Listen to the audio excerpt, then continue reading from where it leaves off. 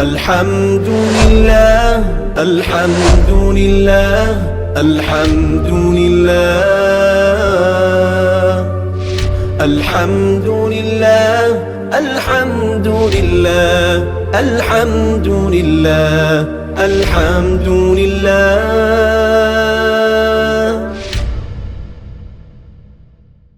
بسم اللہ الرحمن الرحیم. علم الصیغہ کا دوسرا باب ہے صیغوں کا بیان اور سبق نمبر 8 ہے مضارع میں تاکید ثقیلہ اور خفیفہ. یہ بات میں آپ کو پہلے حصے میں بتا چکا ہوں کہ مضارع کو تاکید ثقیلہ اور خفیفہ بنایا جاتا ہے. لفظوں میں ایک تبدیلی ہوتی ہے کہ شروع میں لام مفتوحہ لے آتے ہیں اور آخر میں یا تو نون تاکید ثقیلہ ہوتا ہے یعنی نون مشدد ہوتا ہے یا پھر نون خفیفہ یعنی نون ساکن ہوتا ہے.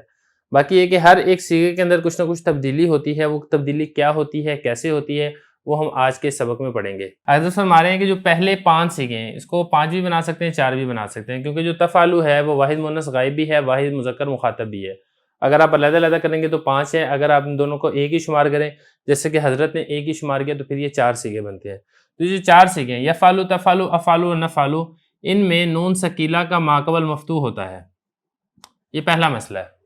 دیکھیں اس میں ایک بات تو سمجھنے کی یہ ہے کہ جو مضارع کی 3 قسمیں ہیں عین کلمہ کے اعتبار سے. فتح بھی آتا ہے جیسے یفتح، یسمع، اور کسرہ بھی آتا ہے جیسے یضرب، یحسب، اور ضمہ بھی آتا ہے جیسے ینصر، یکرم. عین کلمے کی بات نہیں ہے. بات اس میں ساری ہم نے کرنی ہے لام کلمے کی. عین کلمے کے متعلق وہی تمام اصول جاری ہوں گے جو کہ آپ مضارع کی گردان کے اندر جاری کرتے ہیں. تاکید ثقیلہ اور خفیفہ کے اندر بھی اسی طرح عین کلمے کے اوپر فتح بھی آ سکتا ہے، ضمہ بھی آ سکتا ہے، کسرہ بھی آ سکتا ہے. ہم نے دیکھنا ہے لام کلمے کو.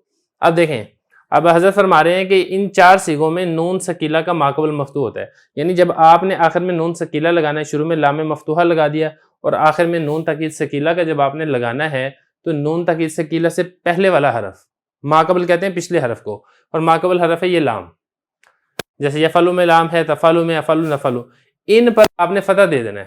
ویسے تو نارملی جو مضارع واحد متکلم کا صیغہ ہوتا ہے اس کے اوپر ضمہ ہوتا ہے، جیسے نا یفعلوا، تفعلوا، افعلوا، نفعلوا.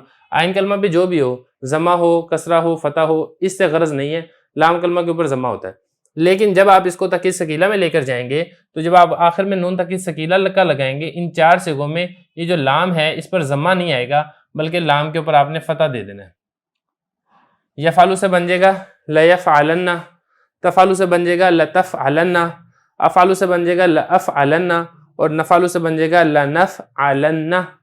یہ حضرت فرما رہے ہیں کہ نون ثقیلہ کا ماقبل یعنی جو پچھلا حرف ہے لام یہ مفتوح ہوتا ہے، اس کے اوپر فتح آئے گا. یہ تو ہو گئے ان 4 صیغوں کے متعلق. اس کے بعد آگے کیا کرنا ہے؟ آگے دیکھیں تثنیہ اور جمع مذکر اور واحد مؤنث حاضر کے صیغے. اس میں تثنیہ کے 4 صیغے ہیں.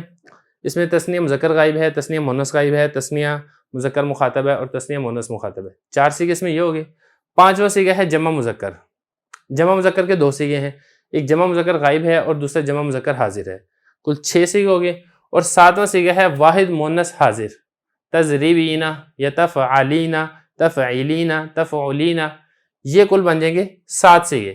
ان 7 صیغوں کے آخر میں آتا ہے نون، کیونکہ آپ مضارع کی گردان آپ دیکھیں گے نا، یفعلون، تفعلون، یا اسی طریقے سے تفعلین، ان سارے کے سارے 7 صیغوں کے آخر میں آتا ہے نون. تو آپ نے جب اس کی تاکید ثقیلہ بنانی ہے تو آپ نے نون اعرابی گرا دینا ہے. پہلا کام تو یہ کرنا ہے. جب آپ نون اعرابی کا گرائیں گے ان 7 کے 7 صیغوں میں، پہلے ہم بات کر لیتے ہیں تثنیہ کی. تثنیہ مذکر غائب کی یفعلانی ہے تو یفعلا ہو جائے گا، تفعلانی ہے تو تفعلا ہو جائے گا، اور جمع مؤنث میں، جمع مذکر میں یفعلون سے یفعلو، تفعلون سے تفعلو، اور واحد مؤنث میں حاضر میں تفعلین سے تفعلی. نون گر جائے گا. ایک کام یہ ہونا ہے. پھر اس کے بعد آگے کیا کرنا ہے؟ تثنیہ میں دیکھیں جو تثنیہ کے 4 صیغے ہیں، تثنیہ مذکر غائب، تثنیہ مؤنث غائب، تثنیہ مذکر حاضر، تثنیہ مؤنث حاضر، ان میں الف تثنیہ کا باقی رہے گا. الف نہیں گرانا. لیکن یہ بات ہو رہی ہے صرف تثنیہ میں، یہ بات جمع میں نہیں ہو رہی، یہ بات واحد مؤنث میں نہیں ہو رہی. وہاں پر واو بھی گر جائے گا اور واحد مؤنث میں یا بھی گر جائے گی، اور نون ثقیلہ اس کے بعد مکسور ہوتا ہے.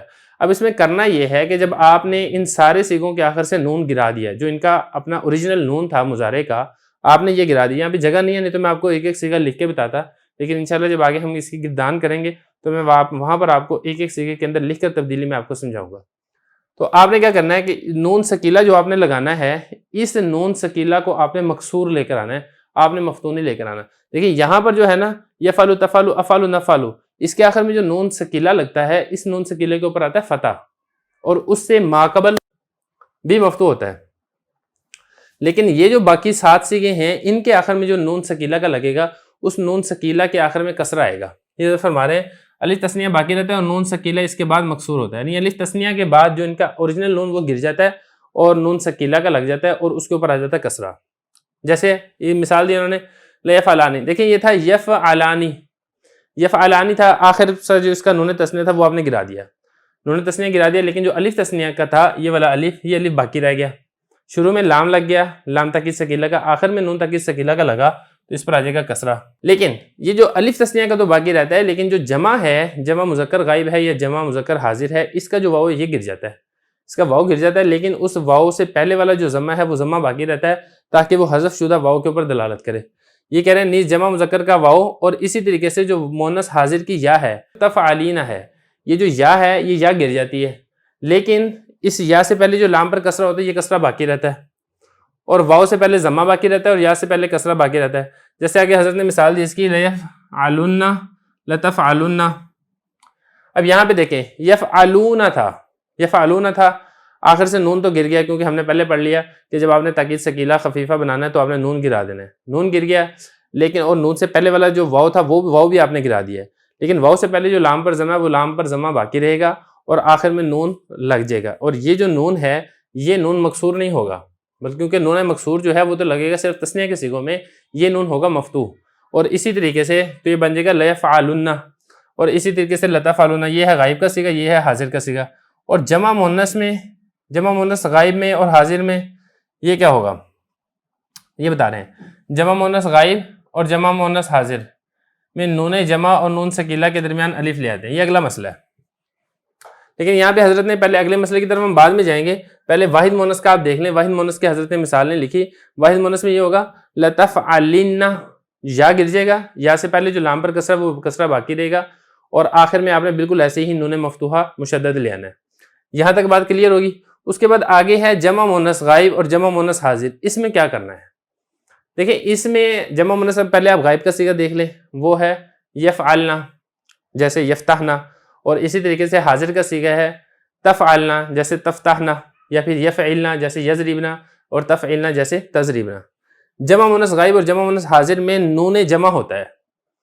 ہم نے کرنا یہ ہے کہ یہ اس کا نون جو جمع ہے یہ نون جمع گرے گا نہیں، یہ نون جمع باقی رہتا ہے. اور اب آپ اس کے آخر میں اگر آپ نون تاکید ثقیلہ کا لگا دیتے ہیں تو گویا کہ 3 نون بن جائیں گے. 3 نون کیسے؟ ایک نون تو جمع کا ہے، جمع مؤنث غائب کا، جمع مؤنث حاضر کا.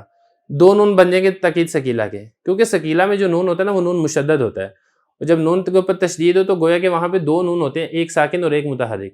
تو 3 نون اکٹھے ہو جائیں گے اور اجتماع نونات ثلاثہ، 3 نونوں کا ایک ساتھ کلمہ کے اندر جمع ہونا، یہ چونکہ زبان کے اوپر پڑھنے میں ثقیل ہے، عرب کے لوگ اسے اچھا نہیں سمجھتے، اس لیے اس سے بچنے کے لیے کیا کریں گے، ہم درمیان میں ایک الف لے آئیں گے.